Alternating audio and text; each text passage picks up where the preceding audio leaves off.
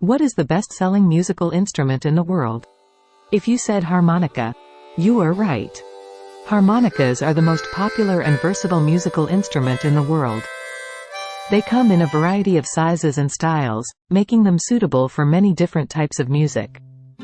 From their history to their use in popular music, these fun facts about harmonicas will give you a better understanding of this beloved instrument. There are over 1 million harmonicas sold every year.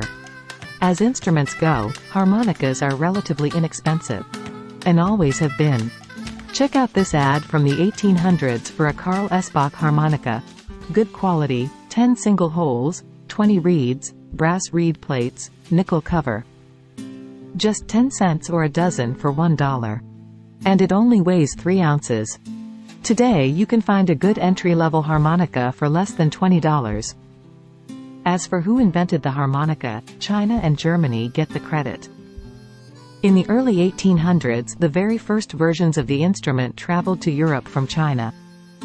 Inspired by a harmonica made by a monk in 1790, a German clockmaker, named Christian Friedrich Ludwig Buschmann, made a harmonica that is similar to what we know as the instrument today. In 1821 he patented the instrument. It is a small, hand-sized, wind instrument. It's rather simple to play because all you have to do is blow air through it.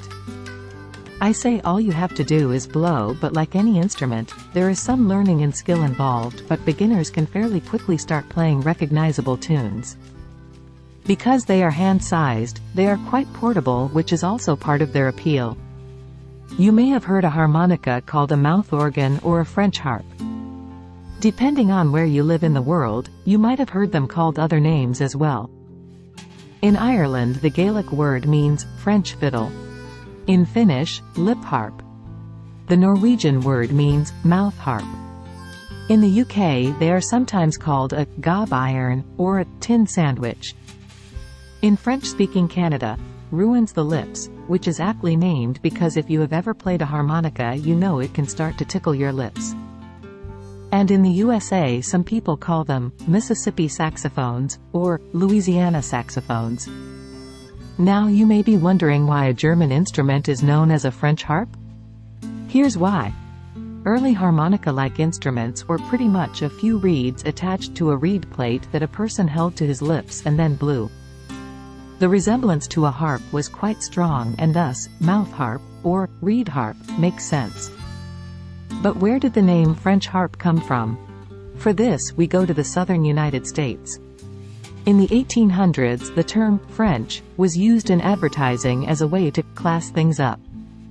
French was equated with European, and so when they used the word French in advertising they were implying sophistication.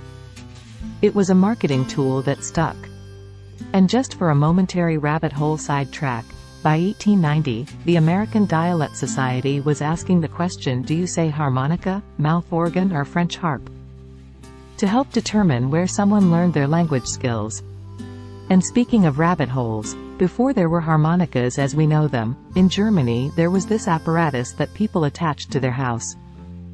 It was called a wind harmonica, windspiel, or Aeolsharmonika.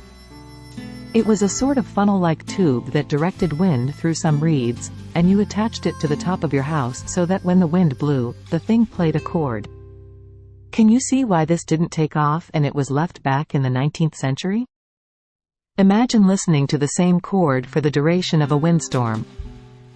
If you live where the wind blows a lot, you could go crazy listening to the wind play the same chord in a long continuous monotonous tone.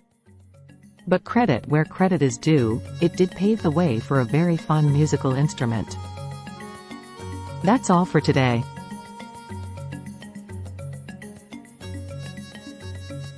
Hit that like button and subscribe.